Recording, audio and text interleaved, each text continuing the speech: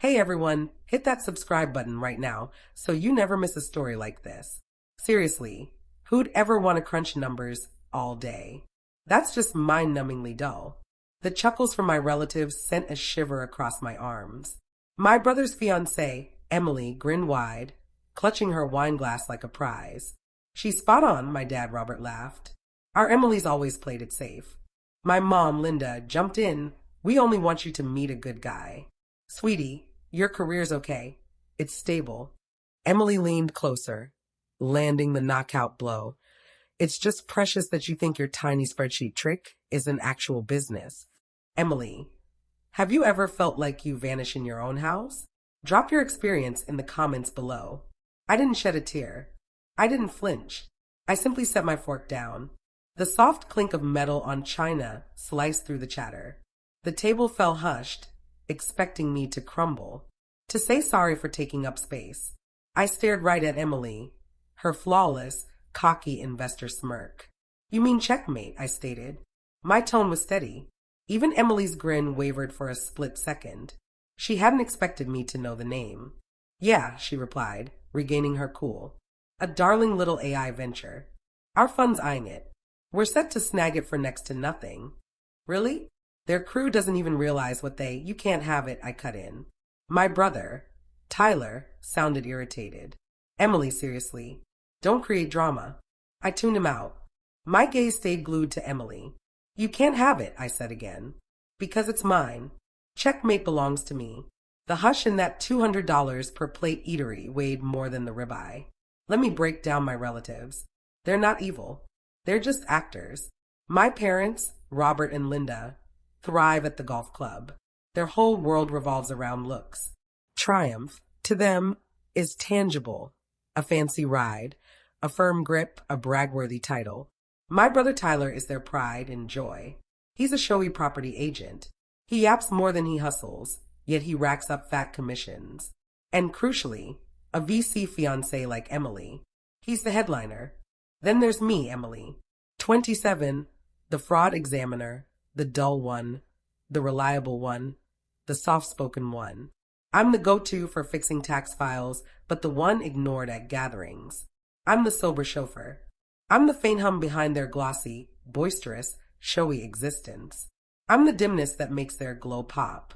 What my kin didn't realize is that while they were busy acting, I was creating. For 4 years, I'd been quietly programming Checkmate, a fraud detection AI that flags major scams in moments. The type that stumps human squads for months. It's not showy. It's unseen. It simply delivers. Like me. And just last week, I discreetly inked a sole licensing pact for $7 million. Leaving the restaurant that evening after Emily went ghostly pale and Tyler began babbling. What sort of prank is this? I didn't feel triumphant. I just felt exhausted. Profoundly, soul-deep weary. Driving to my condo, I finally grasped why I'd kept my win under wraps so long. It wasn't modesty. It was survival. I pulled into my spot. But I lingered in the shadows, the motor cooling with soft ticks. And I understood experts have a term for it. The fall guy and favored kid setup. A show-off clan. One fixated on optics. Like mine craves a favored kid. Like Tyler, he's the reflection. He embodies their splashy, obvious goals they cherish. His wins polish them, but they also require a fall guy. That was me. I wasn't dull because I truly was.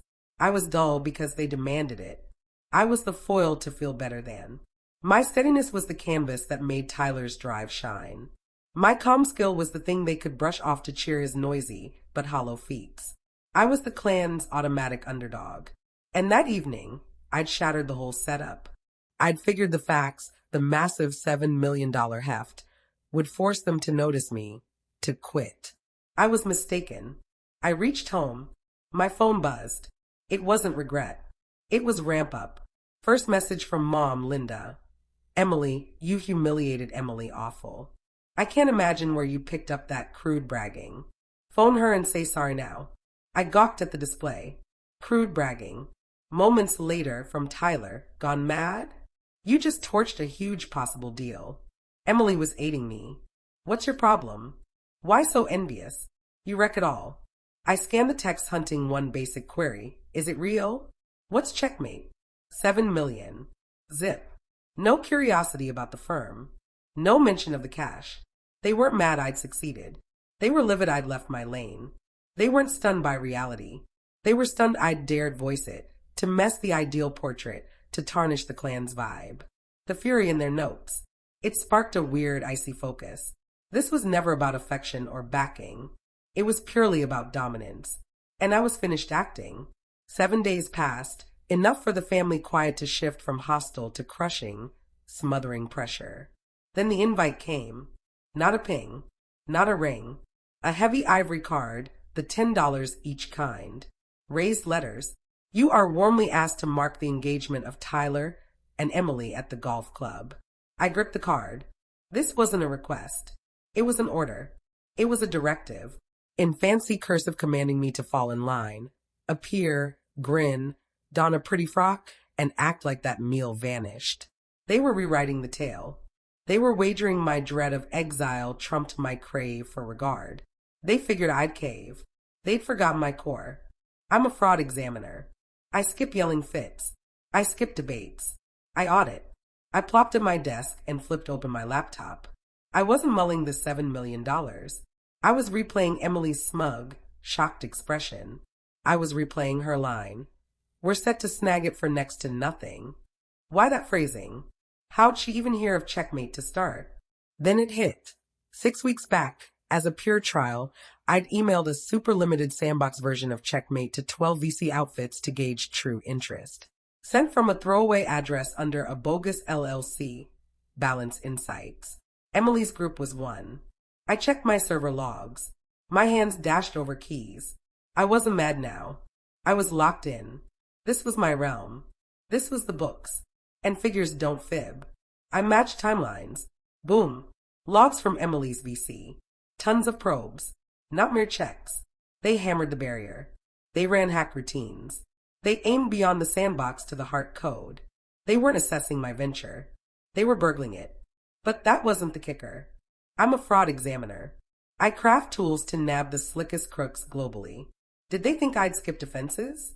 Tucked in the demo code, I'd hit a clever snare, a virtual honeypot. It looked innocent, but copy, pull, or reverse that bit, and it quietly fired their cam and mic, capturing the next 5 minutes of chat. I opened the locked folder. My pulse raced. One clip from 6 weeks prior. I hit play. The feed sparked. There, Emily in a sleek boardroom, hovering over a screen with 2 top techs. This is messy, one tech griped. Lock's too strong. Can't reach the main logic. Then Emily's voice, crisp, icy, sure, filled my space, skipped the legit path. No need to purchase. Crack this chunk, find the key I'll go, and we'll whip up our duplicate. By rollout, the mousy number cruncher who made it won't see it coming. I paused the clip. I eased back and just inhaled. They were merely cocky, not merely belittling. They were crooks, and I held proof. The engagement bash at the golf club was a show.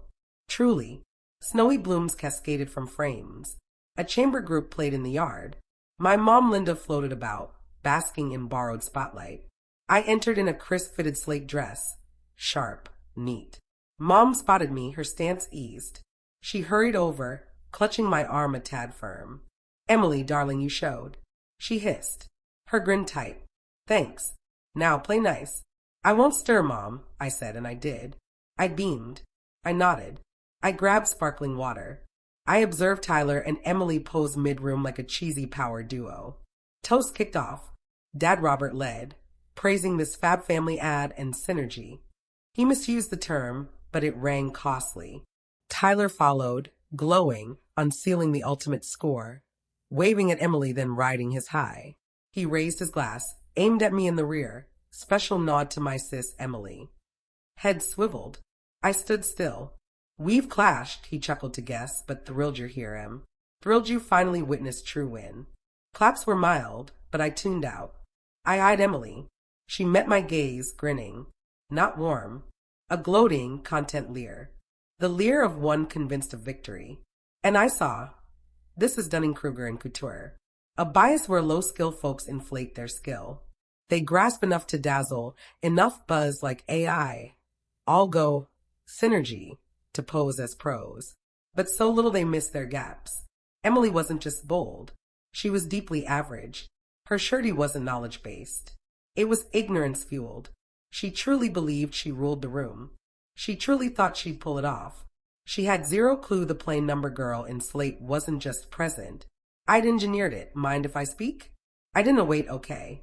I stepped up, snatched the mic from its holder. The music softened. The humming room went dead quiet. Tyler and Emily froze, both glaring with jittery ire. I smiled, crisp and proper. Cheers to my bro and Emily. Just wanted to note, Emily, you nailed it. I let it linger. She looked puzzled, wary. You nailed it at dinner. My gig's dull. I paused, scanning baffled elite faces. Super dull. Especially sifting endless internal cam clips. Boring stuff like this. I drew my phone. I strolled to their slideshow projector. Hooked my cable. The huge wall screen blinked. Ryan Jessica Glam shots faded. Replaced by a fuzzy known boardroom.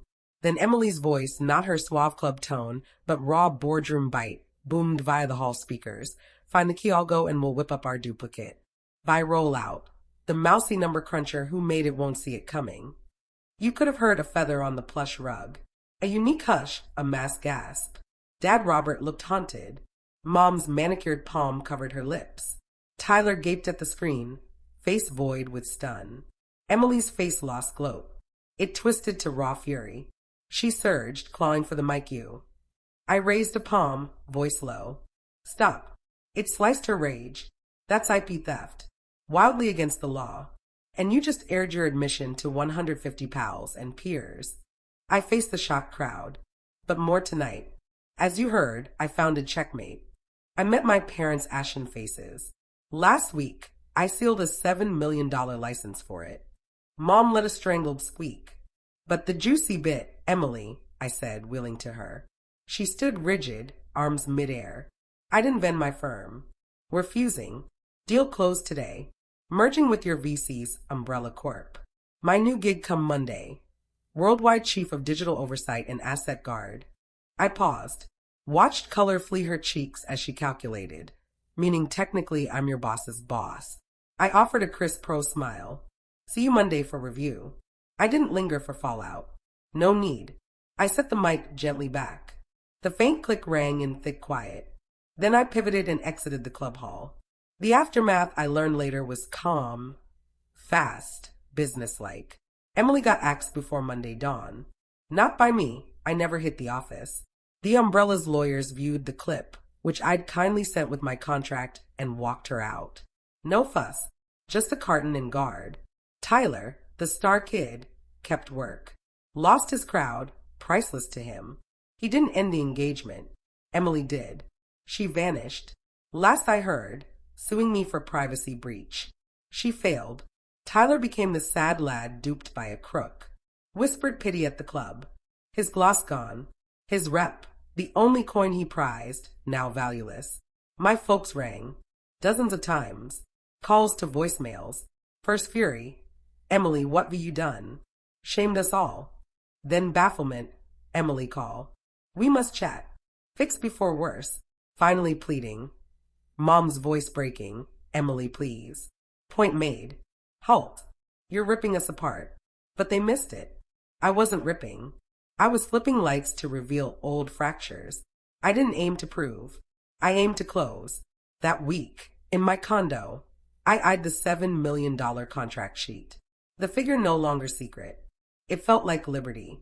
I snagged a one-way Italy ticket. Shut my laptop. The lid snap sounded done. Like a safe ceiling, like the final entry in a massive, weighty book. That night, first and forever, I slept till dawn. No remorse, no clamor, just peace. And it was gorgeous. Thanks for hearing. Sometimes quiet isn't frailty. It's audit time. If you've picked your truth over family calm, share below and subscribe to catch the next.